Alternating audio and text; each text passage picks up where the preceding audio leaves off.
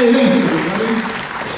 Stop your clapping, because this isn't about me. This is about a guy who I find to be one of the funniest comedy actors I know, but then also recently in the show on HBO called Peacemaker. He had, which I think one of the best performances in that entire show in that last episode. So please, everybody, welcome Steve. So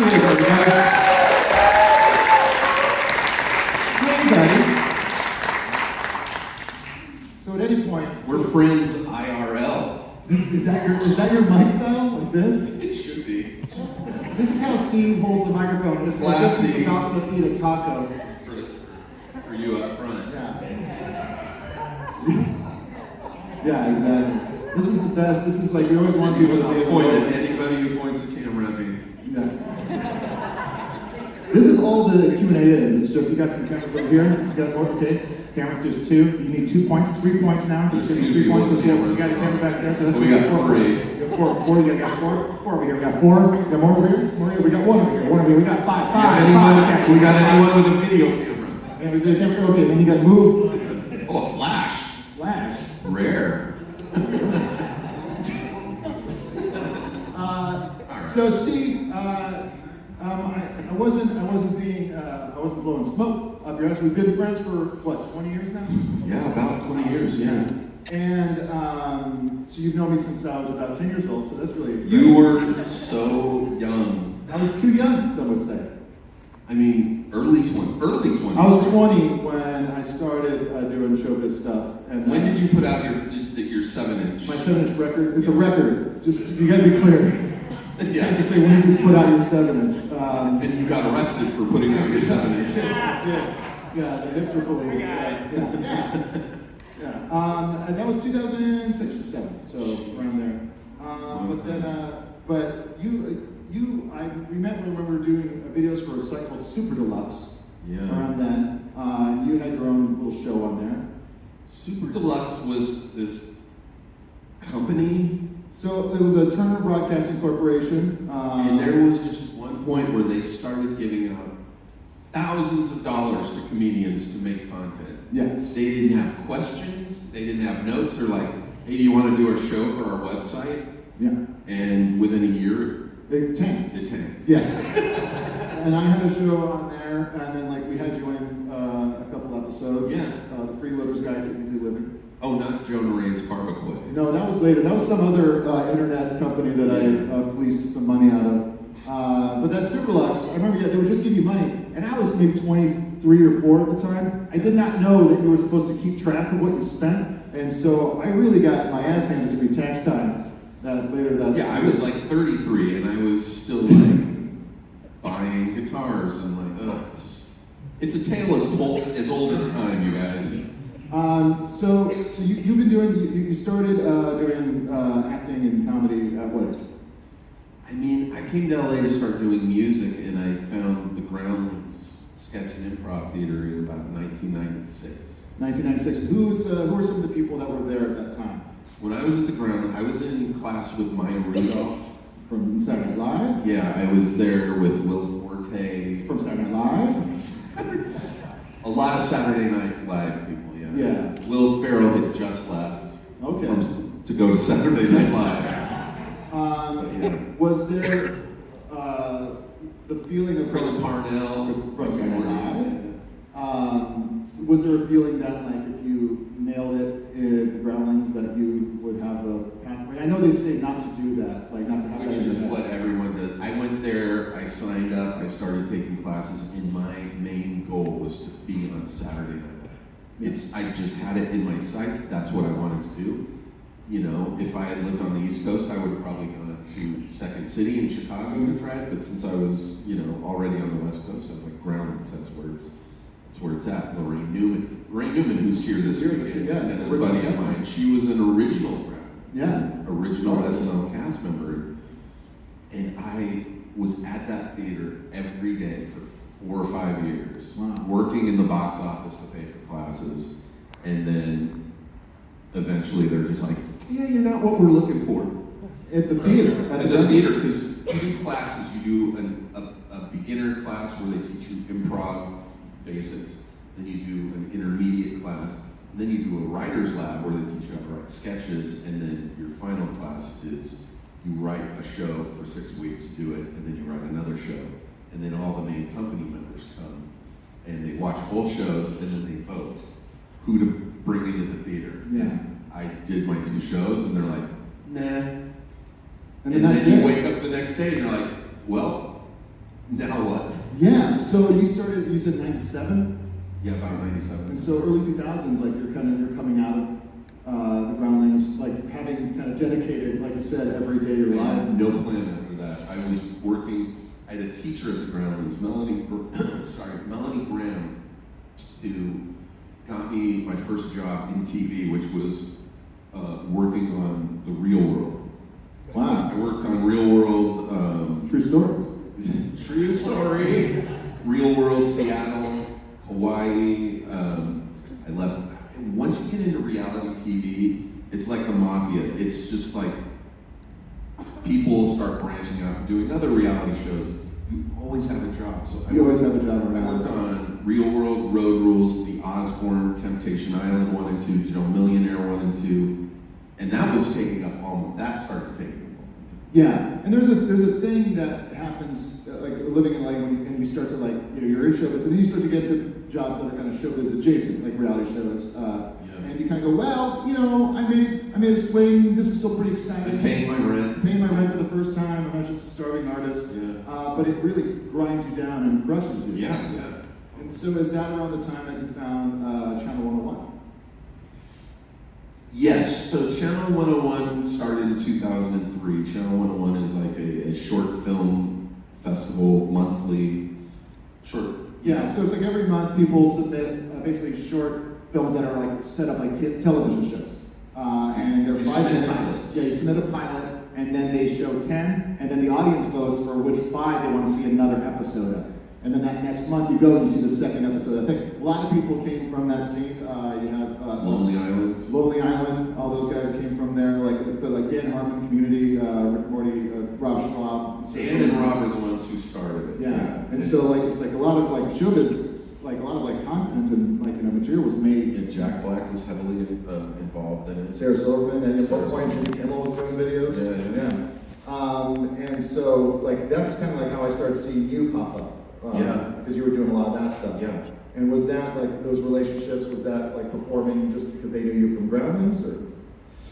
I know after Groundlings, I started occasionally performing with an improv group called Comedy Sports, which is a nationwide series of. They have these everywhere, right? They're all over the country, and that's where I met Dan Harmon and Rob Schwab. Okay. We were all just like.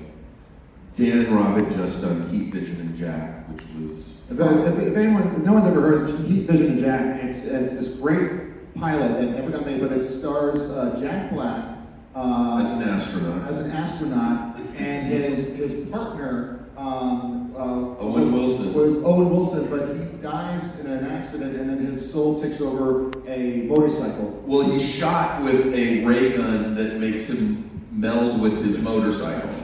And so Owen Wilson is the voice of Jack's talking motorcycle. It's done in the vein of like Knight Rider and shows like that. And it was directed by Ben Stiller. And at the time, this was late 90s, it was Fox's most expensive pilot ever made. And it looks like it was probably the cheapest pilot they have. You can go on YouTube and just find it and watch the whole pilot. It's really incredible. And Fox had to make a decision at the end of pilot season. Do we pick up Heat, Vision, and Jack, or do we pick up Malcolm in the Middle? And so they go with Malcolm, and then Fox obviously made a good decision because Malcolm in the Middle ran for like 8 or 9 years. Yeah, had Malcolm in the Middle not happened, we would not have Breaking Bad. That's true, yeah, that's true. And so during this time, it's like you're very comedy focused. And what's like that idea of, did you ever get to audition for Saturday Night Live? No. Yeah. Did a submit or anything like that? Nope. It's not a great process. I tried it once. It sounds horrible. Yeah, and you have to have impressions. Did you ever have impressions? I could be Owen Wilson. Wow. they say we use 10% of our brain. I feel like we use 10% of our horns. That's pretty much it. Yeah. My only one was, that was halfway decent, was Norm MacDonald. He was like, when you're done, yeah, when you're done. Also, when I was in Groundlings, Owen Wilson wasn't even a thing. I would have gone in there and I was like, you won't understand this right now, but the guy I'm going to do is going to be hugely famous. Yeah, but your kids are going to love it. Your kids are going to love it.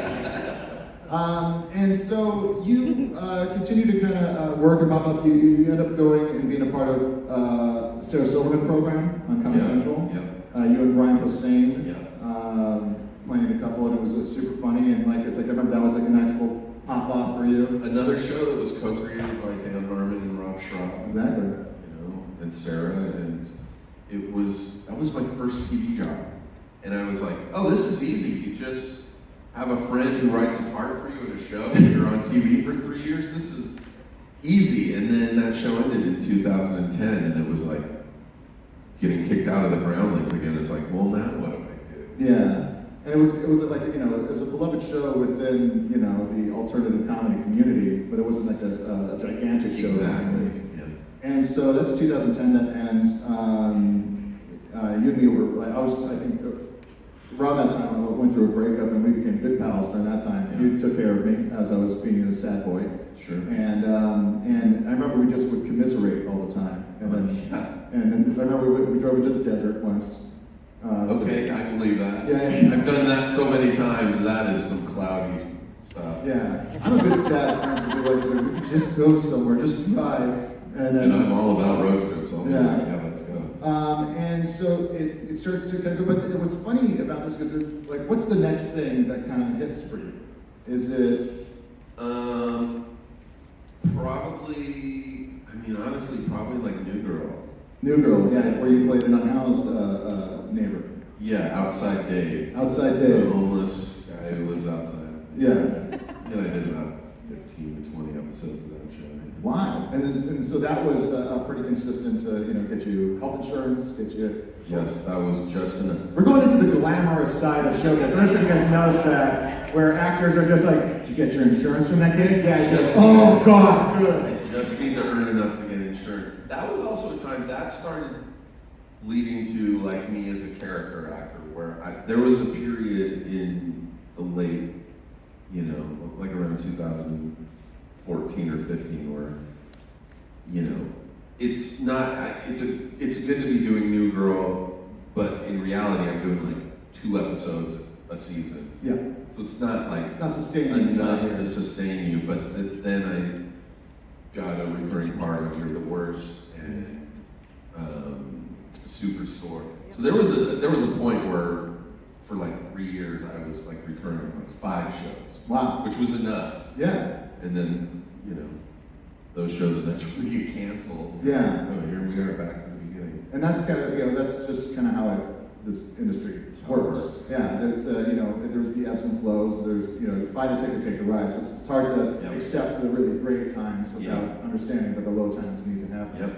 And it also gets tough because like when you have friends of ours that you kind of come up with that like literally become millionaires.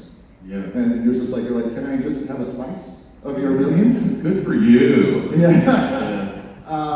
But so it's funny because you talked about how it's like, with Sarah Silverman program and some of the stuff, it's like your friends made a show and then put you in it. And then how did your relationship and your friendship with James Gunn develop? I met James in 2009. I have a friend, Shawnee Smith, who you know from the Saw movies. She was on a sitcom called Becker. She was in the 80s on a movie called Summer School with Mark Harmon. I love Summer School. She was in the 80s version of The Blob. And so Shawnee... Frank Darabont's version. Yes. Yeah. And Shawnee co-hosted a reality show with James Gunn called Scream Queens for VH1, where they were looking for the next, like, kind of Jamie Lee Curtis. Yeah. And this one, James Gunn was kind of just known as a horror writer. He came from the Trauma...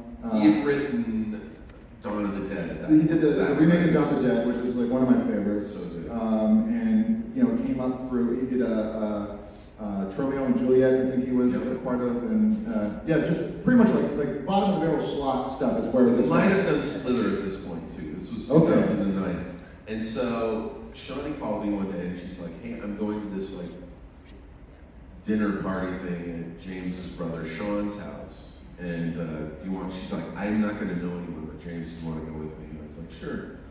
And so I go, James and I instantly hit it off. And by the end of the night, he was like, hey man, we do this every Sunday if you want to come. Wow. Anytime. I went every Sunday after that. Shawnee never once went back. And that was the start of my, relationship with James. And then is the first thing he puts you in is a movie Super? Super. I'm a comic book store employee, and one line calling Rainn Wilson, see you next Tuesday, Yeah. Yeah. Wait, you called him a see you next Tuesday? I don't know. The C word. The C word. A cad? Yeah. You cad. Is that what you said? Was that the line? It's a very British friendly word. I'll say it on TV in England, but here, no. I can't imagine what it is. I'll tell you after. So you do Super, and then the next time you work with him, is that as a Ravager in Guardians of the Galaxy? Yeah, Ravager. Which was was it 5 years later? Yeah, I think we shot it in 2014. We did Super in 2010. Yeah. So 4 years. Yeah.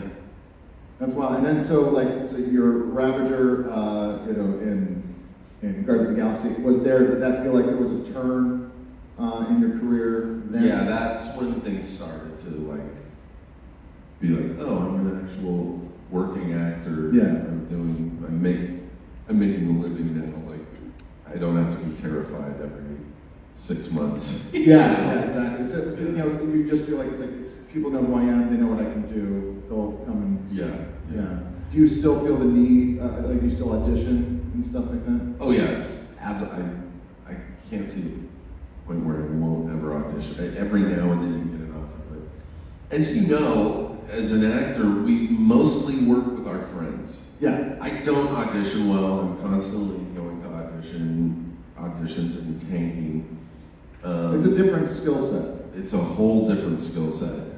And most of my work has been through people like Sarah Silverman and James Gunn, or, even New Girl, I got it because my friend Fred was directing an episode in season 2, and it called for Zoe going out to her car, and there's a homeless guy sleeping on the hood of the car. Might be a recurring part.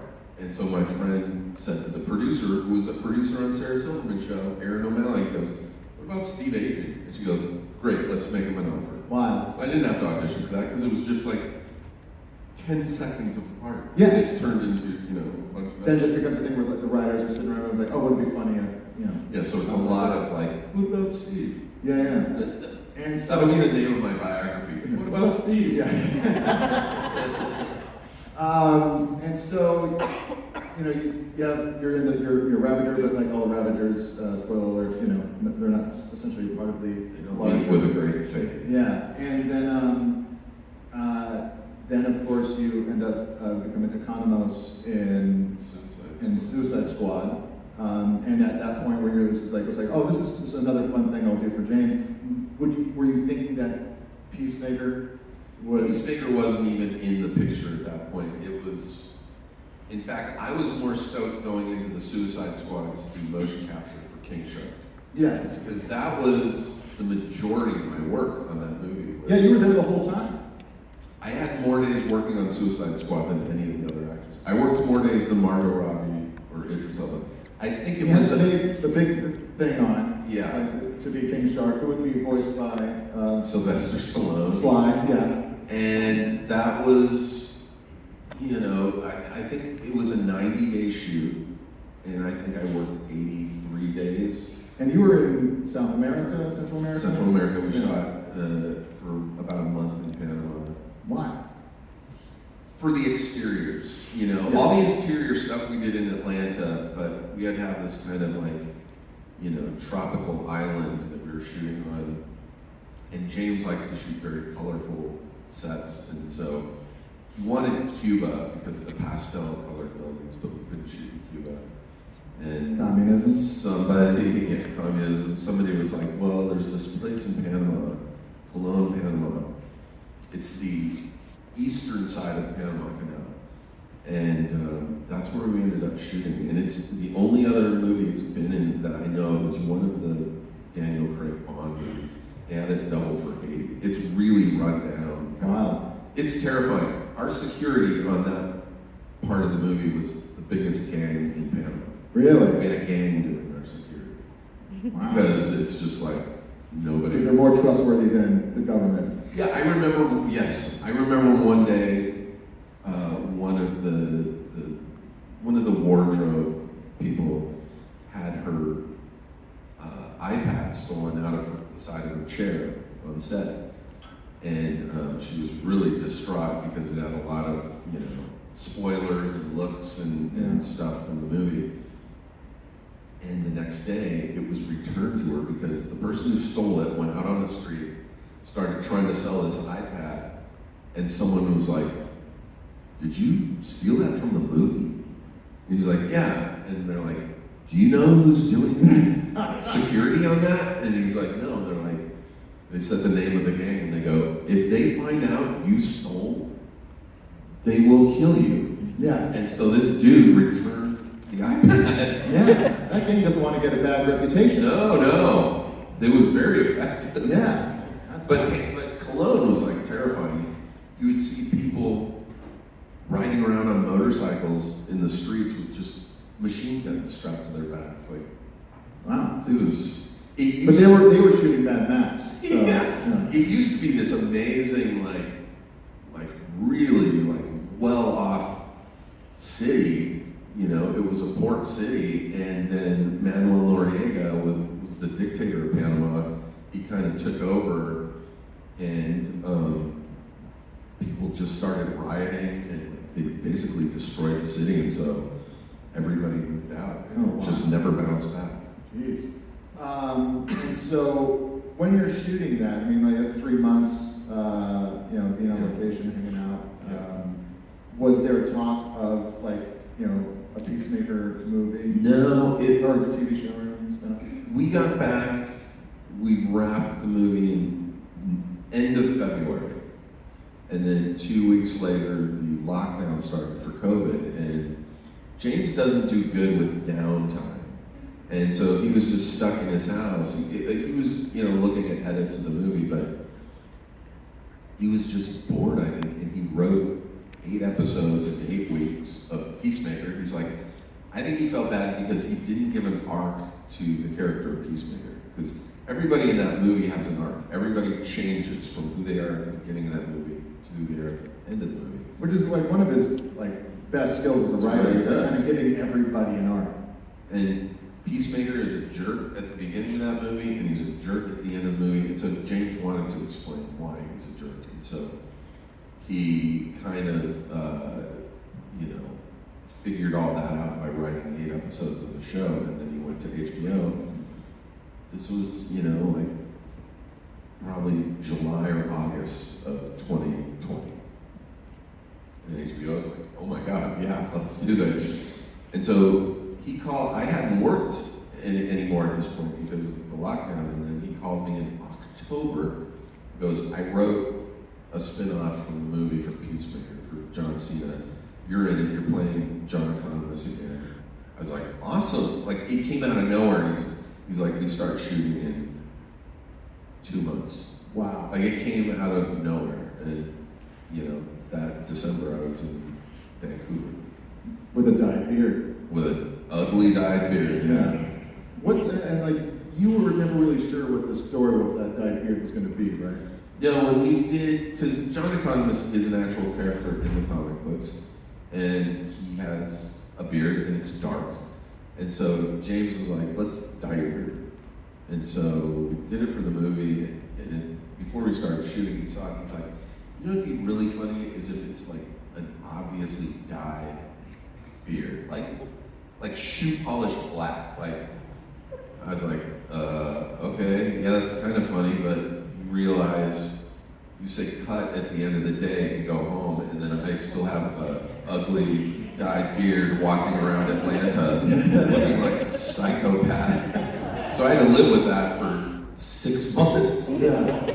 And it was never explained. And then I got the script for scripts for Peacemaker, and the 8th episode, spoiler alert, it's like I have a whole monologue about why my beard.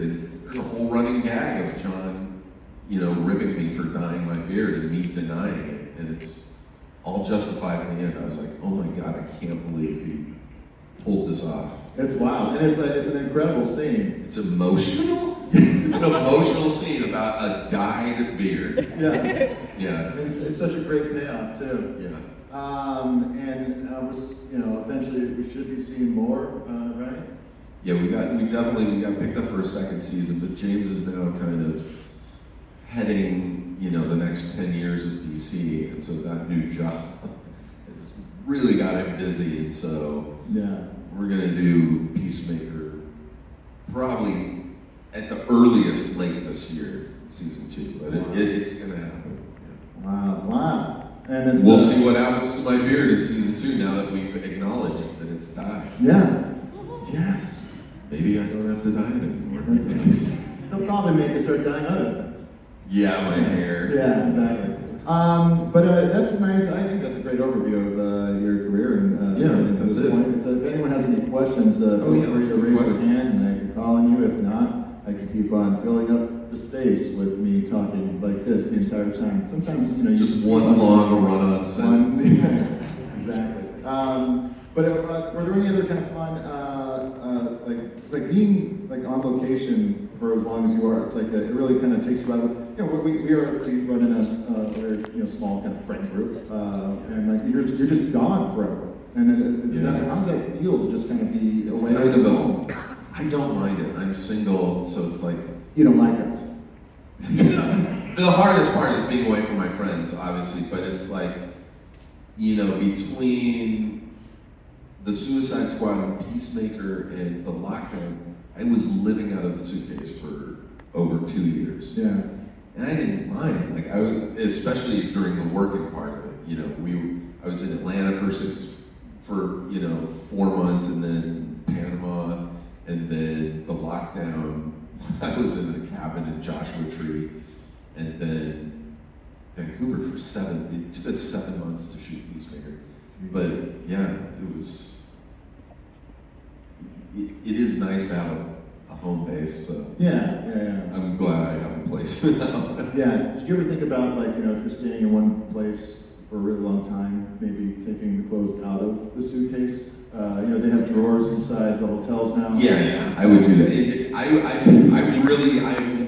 the time I got to Vancouver, it wasn't a real question. It was no, but it kind of is. By the time I got to Vancouver, I was like, I rented an apartment because I was like 7 months. This is like a long time. So I rented an apartment. Like everything was hung up. I bought a bidet for my toilet in Vancouver because I'm a bidet person. I don't know if you've ever. Any other bidet people there? Game changer. If you ever get a chance to try one, you will then buy one. It is a game changer. Kumail Nanjiani once, I think this was years ago, he was on Kimmel, and he's a buddy of ours, and he was supposed to be promoting, I think, Silicon Valley or the big signal with that, and he spent the entire time talking about his bidet. This is how much it's changed people's lives. It's incredible. It is incredible. I find it invasive. Oh man, I think you're doing it wrong. Well, it's not bad here this weekend because my shower head is one of those detachable ones. That's great. Let's get real here, you guys. This is finally, we got to the real stuff. Suicide Squad, there were 6 months I'm in a hotel and it's no bidet and it was miserable. You just feel disgusting. You have those days where stuff is itching and you're just like, I really miss my bidet. And then we went to Panama. Oddly, my hotel had a bidet in it, which was amazing. And then I got to Vancouver. I get this pretty nice apartment, and I was like, I gotta get a bidet. This is not gonna work. So you get the attachment, you do it, you plug it in yourself. Oh, it's a whole seat. I had to take the seat off and install it. Did you let the person you were renting the apartment from know you were doing it? No. And did you leave it behind? I did leave it behind. Oh, that's sweet. You're Here's what you do though, like, because usually if you ask them like, hey, can I put a bidet? They're like, no, what are you crazy? You just do it. And then at the end of 7 months when they go through to check it out, you're like, oh, by the way, I always say I have a medical condition. I don't, but I'm like, I have a medical condition. I need to use a bidet. We all have medical conditions. It's called the butt. Sure. It's I disgusting. get headaches. I need a bidet. We're one of the only countries that really just like That don't do just don't want the bidet. it. There's a lot of other countries. You go to a lot of countries in Asia, bidets. Japan, they're everywhere. Europe, they love bidets there. Yeah, and so when I finally left that apartment, I upsold it. I was like, yeah, I had to get a bidet because of a medical issue. I'm like, I can leave it if you want. I mean, it's like, Yeah. it's really expensive. They're not expensive, by the way. And they're like, oh, okay, yeah. Yeah. From the past 5 minutes, who here is now convinced that they might get a bidet? Yeah, a couple people? Yeah. Try one, just. Where do you go and try one? Well, That's the worst thing. It's like you go to the No. you go to like Kohl's, you go to like some kind of department store. That You're would be like, ideal. Can I try this motherfucker out? No, but if you have a friend who has one, try it. If you're at a hotel and has one, use it. A lot of people, they'll go to a hotel and they won't touch it because they're like, no. Do it once and you're just like, you're like, wow, this is the greatest thing. Do you have one? So, like, the place we live, there was like it's not the kind that's on the toilet seat. Like, we have our toilet, and then next to it, there's like another kind of toilet. Oh, Like a yeah. bidet, but it's just an open sink that's low to the ground. Yeah, and it has a those. nozzle that moves. And You have the to one hover. time I tried it, I was trying to hover, I turned it on, it was on too hot. It hurt, and then I slipped.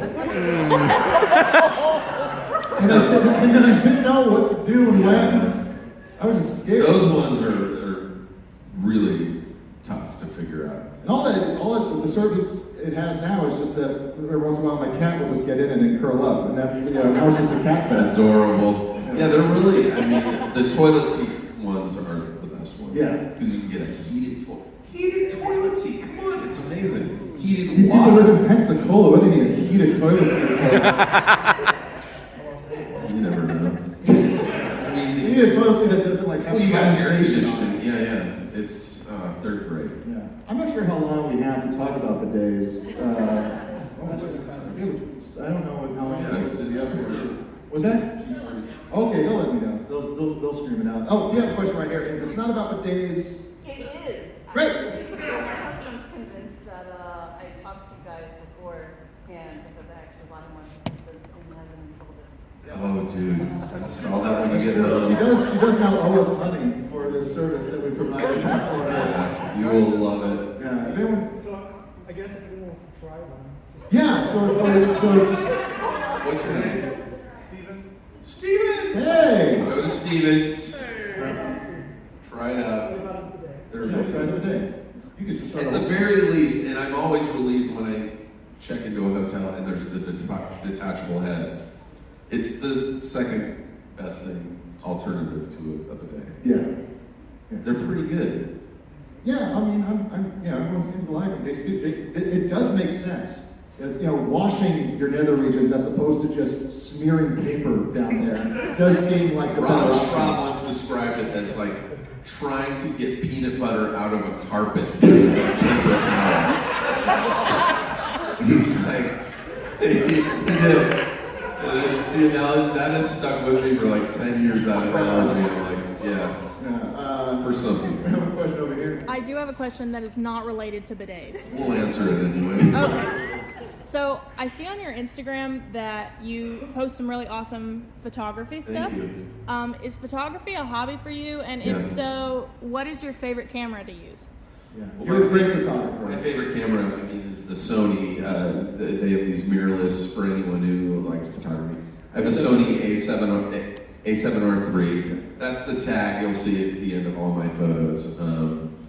It's a hobby, but I started it when I was working on Jimmy Kimmel's show, which was between the Sarah Silverman show and the reality show. Yes, I got the. I had a couple of years at Kimmel, and I just realized being backstage on this talk show, I had access to all these cool people, and I could literally walk anywhere in the crowd when they had bands on the show, and so I was like, I should have a camera. And I tell all my actor friends, I'm like, you should buy a camera. You're going all around the world to cool locations. You're on these sets. And that's the best part on a set is it's lit. Everything's lit for you. Yeah. Set so, shows and all kinds of stuff. It's a hobby, but I love it more than anything. Yeah, it's and you were one of the guys inspired because I always like taking pictures. But I was Yeah. in a little power shot. Yeah. And you were shooting. I had to get a DSLR and Yep. it's just super fun. It's, Yeah. it's a great. It was a great photographer too. Oh, thanks for saying that. You post a lot of cool stuff. Thank you. That's Yeah. Thank you for asking that, so he could say that. Appreciate it. If there's any other, oh yeah, back there. I was working on At Midnight. I was working on At Midnight, so that By was the way, yeah. is it coming back? What I heard is, so the At Midnight show, which was on Comedy Central for, I don't know, what was that, 4 years, something like that? 4 or 5 years. It was, a panel comedy show, and I guess it was canceled or just not brought back, and then now it's maybe going to come back, but through Stephen Colbert's company, I guess is doing it. So I imagine it's going to be somewhere out in New York. But so yeah, we both showed up on that. We did a Did we lot. do it together? I don't think we did. Because we're two tall guys. We can't have it. Well, I did it with Posehn once. Yeah. That was a really fun show. That show, for me, was ideal. Yes. I could be as idiotic on that show, and it just worked. And it was, I probably did 13 episodes of it. Yeah, I did a good handful as well. It was super fun because it's you get there and they kind of give you an idea of what They prep you a bit. they pair you up with a writer, and you come in, and they have all the questions that Chris is going to ask, and you just kind of go through them one by one. And I would always write with this comedian, Blaine Capatch, who I think is one of the funniest people out there. And Blaine and I have a very similar sensibility, and it's just the stupider the answer, the better. And then I get on camera, and then I just start acting even more bizarre. Yeah.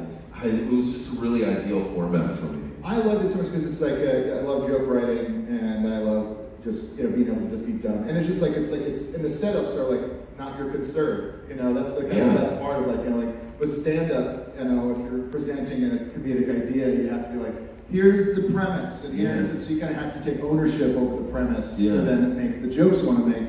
Where at midnight they're just they're prompting you, so it's the jokes can be as dumb or smart or ridiculous. It's literally like watching Jeopardy with your friends and just giving goofy answers. But did you ever get? a bunch of people felt this way too. I know Rod Funches for sure.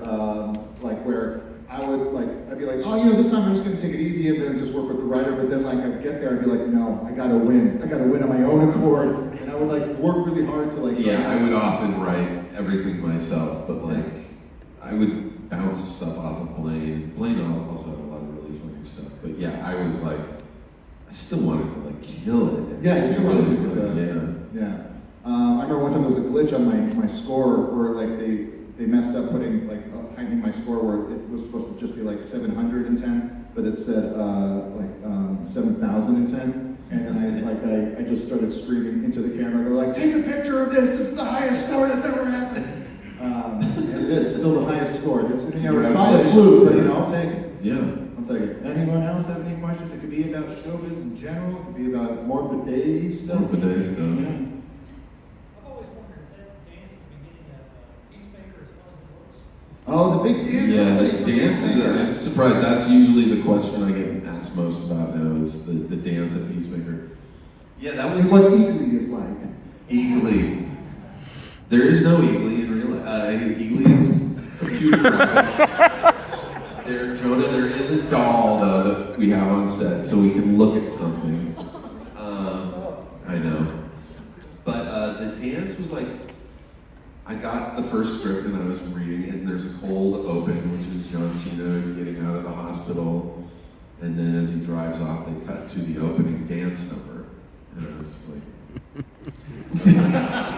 dance number, and James was I want to make something so crazy that people will not skip through the opening credits, because every streaming service now you can skip, and so he hired a choreographer named Carissa Barton, who's Also, Alan Tudyk's wife. Wild. Yeah. So we had Alan Tudyk standing in for, because she would, they were living in Vancouver while we were prepping for the show, and she would work out dance moves, make Alan do them, and she'd send them to James, going, what about this? And he'd be like, okay, that's good. And so when we were rehearsing and like getting ready to shoot, Alan would come because he already knew the dances. Yeah, it was, you know, they let us know a couple months ahead of the actual day. We shot it in one afternoon, but it was like, you know, we'd get together with Carissa like once a week. She would just remind us, and we'd go to the dance. Get it in the body. Yeah. Could you? I don't remember. I mean, I think we want to see. I think we want to see the dance. So we want to see the dance. No, in fact. I like how the crowd was probably most concerned about your safety. You're like, don't make him do it. Thank you. In fact, James got married this past October, and at the wedding, like most of the people from the cast were there, and at the reception they were playing the song, and everyone started looking at us, and none of us could remember the dance. Like none of us could remember the dance at all, and everyone was just like, do the dance! And we're like, Yeah. I don't know. Any other? Yeah. Did anybody crack it on the scene where you did the tab episodes with Sarah Silverman? Oh yeah. So the Sarah Silverman episode where you Yeah. sort of doubled down on a bit about loving Tab, the soda Tab. The story of that episode was me and Brian arguing about how he won't try Tab, and so we start like doing shit like buying tons of Tab, and then dressing in Tab shirts, and then by the end of it, I've wrapped our car like a can of Tab. I highly recommend anyone just go online and put Steve Agee Tab. Oh yeah, And it's there'll like be a ton of photos. Yeah.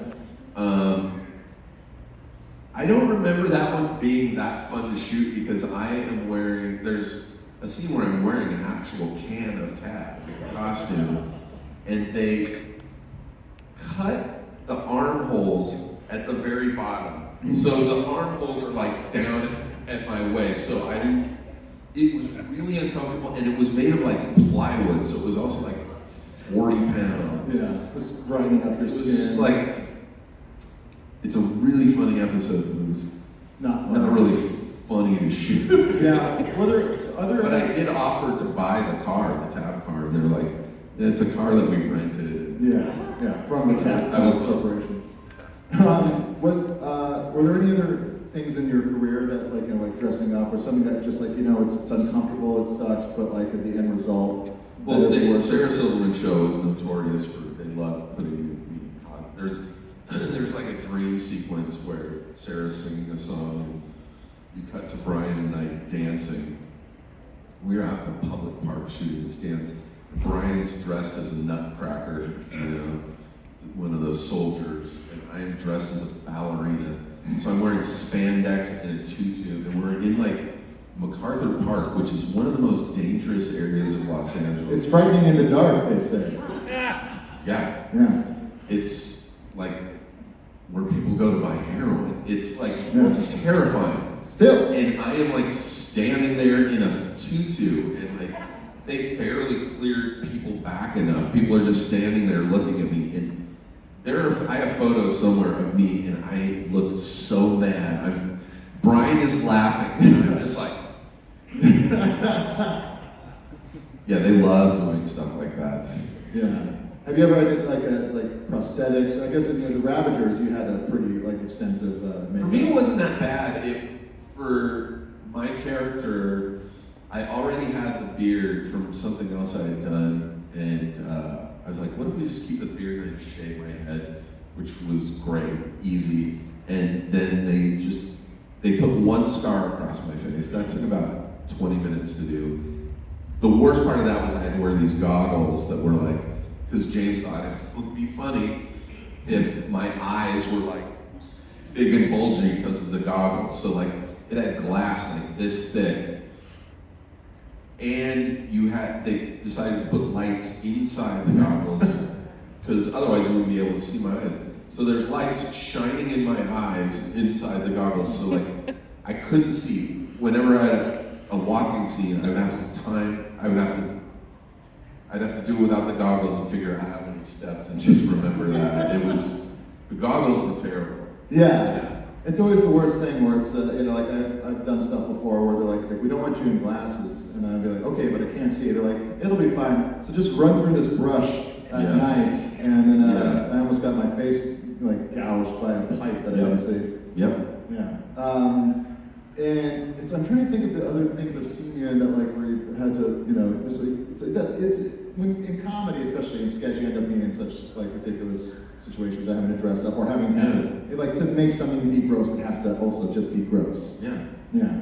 There was an episode of Sarah's show where I don't even remember the context, but I have a photo. I don't remember it in the episode at all. I don't remember shooting it, but there's a photo of me in a police station, and I'm wearing mattresses as clothes, and gross mattresses with springs sticking out of them.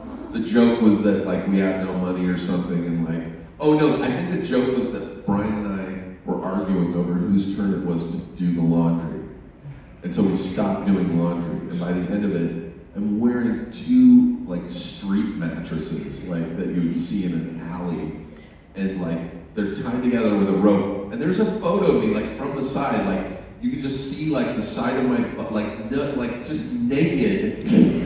And I remember, oh my gosh, I'm starting. This is so traumatic.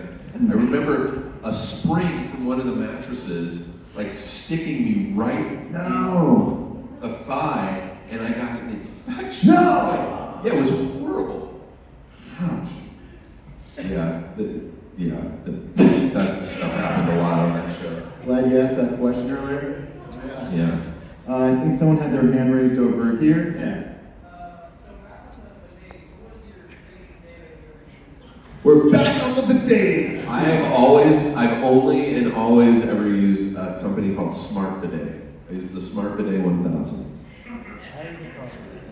Is there a company called David? Bidet? Yes. There should be. And every time it starts to use, you hear a song from Godspell. I have a friend whose brother works for that toilet company, Toto. And How come they've never used the song Africa to promote that toilet? Probably too expensive. For Toto, the toilet company we see everywhere? I think so. I think they got the money. Anyone else have any other urinal things? One more question? Great, because we have really... It's her fault. All right, well, no one seems to have their hands up, so I think I will just have everyone give a round of applause for Mr. Steve Agee. Thank you so much. Jonah Ray. Been here all weekend.